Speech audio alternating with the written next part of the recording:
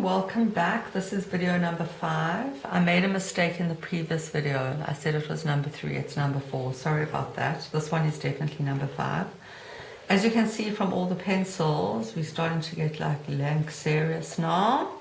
And we've got the Furbies out and a whole lot of polychromos as well. I'm not going to go through every single pencil now. What I'll do is as I'm doing each thing, I'll tell you what pencils we're going to be using. So I'm just going to put these all aside for now. We've basically, we made quite good progress. The last thing that we did was getting all the jewelry done. I hope you enjoyed that. And what we're going to do now, we've got quite a lot to cover. We're going to do the Scarab Beetle. And I'm going to do one of the Cobras with you, and then we're going to do these 2 gems. I'm going to do one of the gems with you, and then we're going to finish the other one. And then the last video number 6, we're going to finish up and do Anubis. So starting with the Scarab Beetle, we had the luminous green, neon green as our base layer, and we used orange to do the alternate highlight colors. So the first thing we're going to do is we're going to just go and in where all the orange is, we're going to just pick up and intensify that color.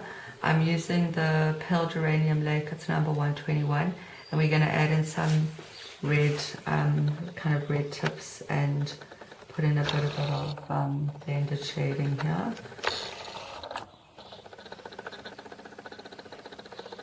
And where you can just kind of blend into, over the layer so that you get a smooth transition between the colors.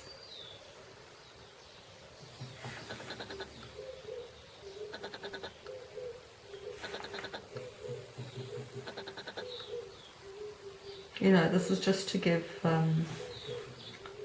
it just gives everything a different dimension by having these colors that either complement or contrast each other, working nicely together. Red and green is a difficult one. Orange is a very nice transitional color for those 2 colors. That's why I like to use orange.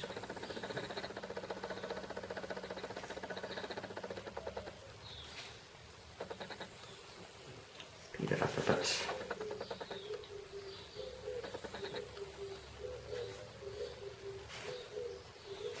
Okay, so now that we've done that, I missed this piece over here.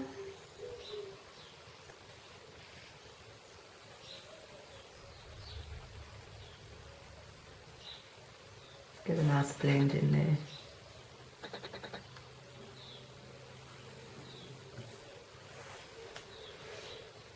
To the other side. Okay, so we've done that. The next thing we're going to do is we're going to start using our Furbies. So this one is the Viridian Green, and we're going to start colouring in. This is the second colour, the medium colour. We're going to add in here over the green. Going darker on the edges, we're going to still come over with a darker colour. So now we're just pulling this colour out.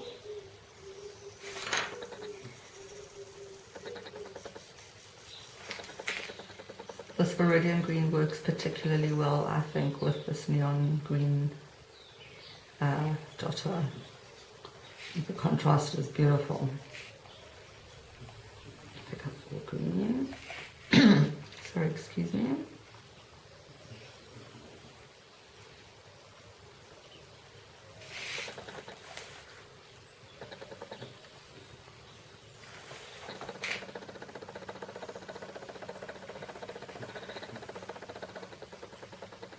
Always leading a little bit of light, going from darker to lighter. that extra bit of dimension, or that just that extra bit of light, just adds such a nice dimension to everything, and it's very easy to do. Going darker to lighter, it's an easy trick. Okay, here as well.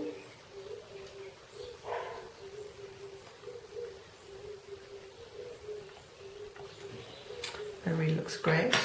And then a very, very nice contrast for this green is this color, Cobalt Turquoise 153. I'm going to go into all the dark areas now.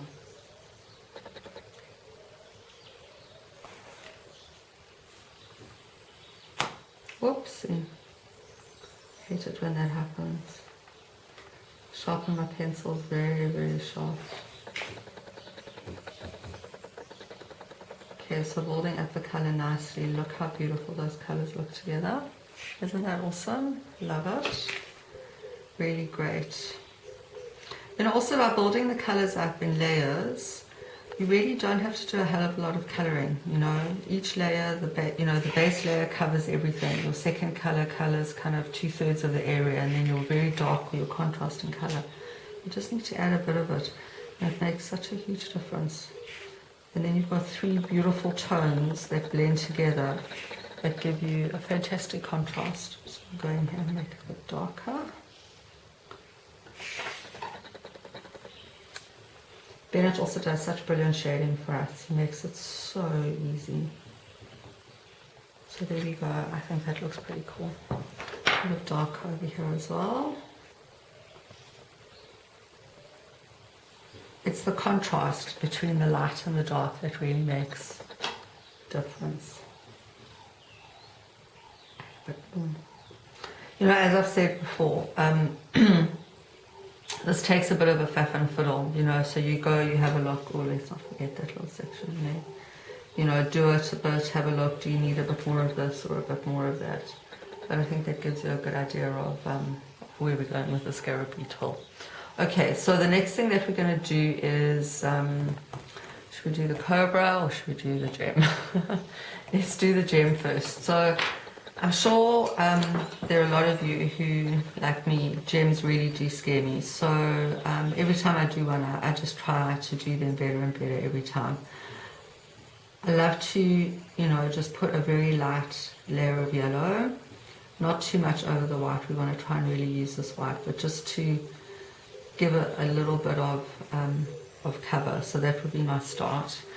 And then what I decided to do with this one was that there are very distinct levels of shading. So there's very dark here, so these are the dark shadows.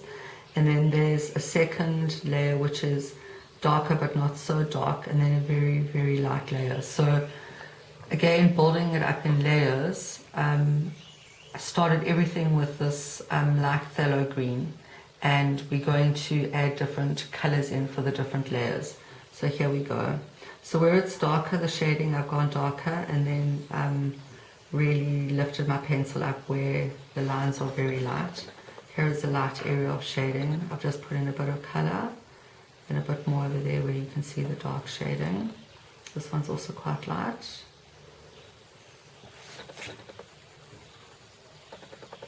A little bit darker over there. Quite light in the middle, but dark on the edges.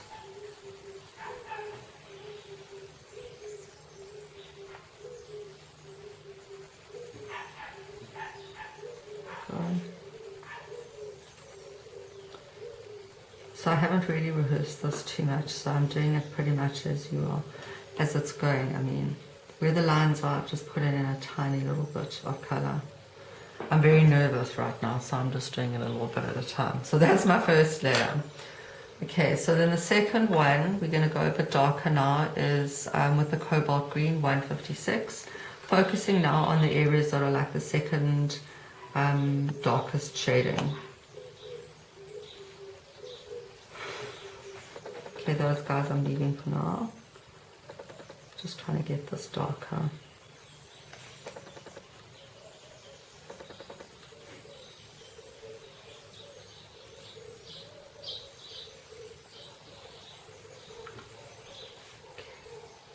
Just a little teeny bit there.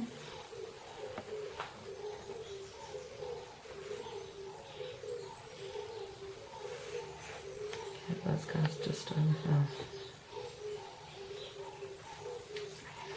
Colour. Okay, then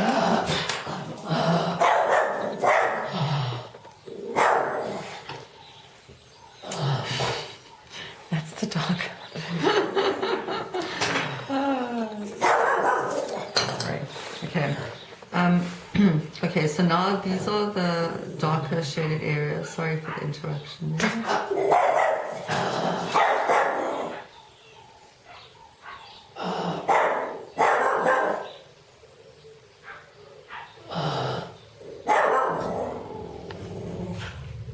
Okay, just bolding the color up, focusing very, very much on the areas where there's darker shading now. So you can see that there should be a grading of color happening.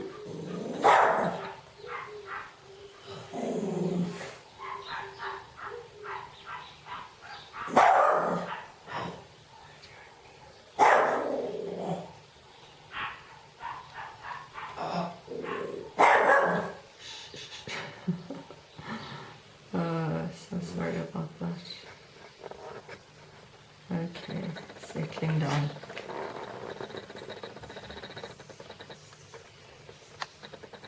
I'm just concentrating very, very hard here. I'm hoping that I'm not leading you guys astray.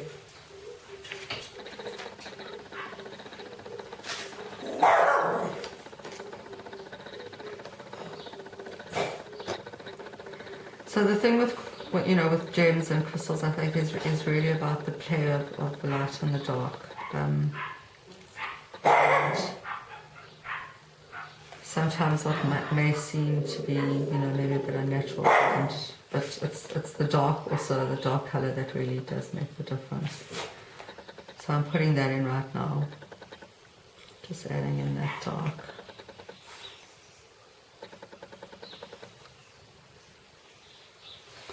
Where these lines are as well, I'm just going over. Just to get a bit of extra contrast.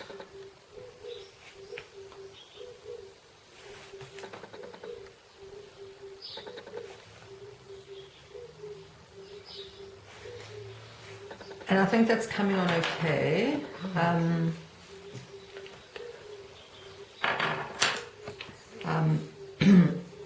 I think these light bits can be built up a bit, and also what I'd be very inclined to do with this is to take this light pink that we've been using and just add a little bit in, because there is some reflection of pink going on here.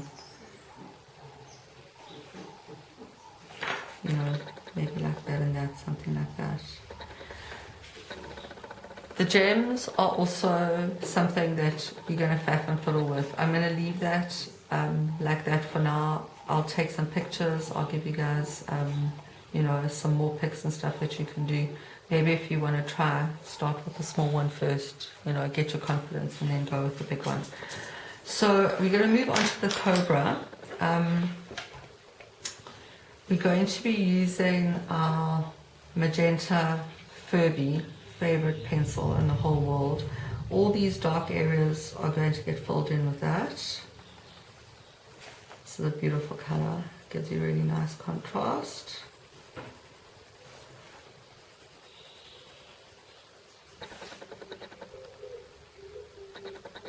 So this is basically the first layer of color that we're going to put in here. So all that, those areas are going to get done like that.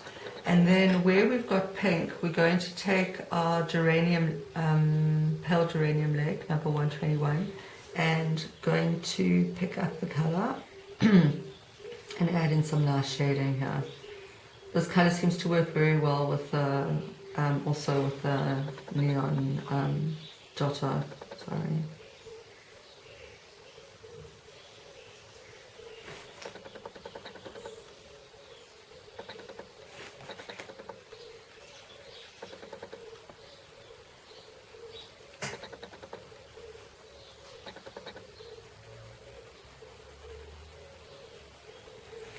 Okay, so all over, wherever you've got your pink, you're going to go in and pick up with the geranium leg. And we're going to also, with the Viridian, the color that's the green Furby, the Viridian Lake, where we put in earlier the green bits, going to go and pick up and add in some shading over that as well. So you start to get something that looks like that. Okay. I'm aware that this video is quite long and I want to just move things along a little bit. Where we've put in the neon yellow, this also with the green, this looks really great. Pick up some shading like that. Make sure that you leave some of your yellow so that you get some nice color variation all the way through, including here on the face, like that. The geranium lake color also over here on the face. You want to pick these colors up. If there's green, like over here, I'm going to add that in.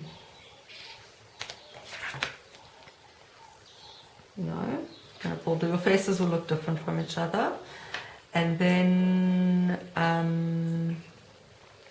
where the pink is on this side as well, with the red, with the geranium lake, so that you start to get quite an interesting, across the scales, we're going to have the four colors, the yellow that's on the side, then the green, then the dark, and then the pink. It looks quite nice. So we're going to get a lovely kind of cross-section of color that's going to happen in there.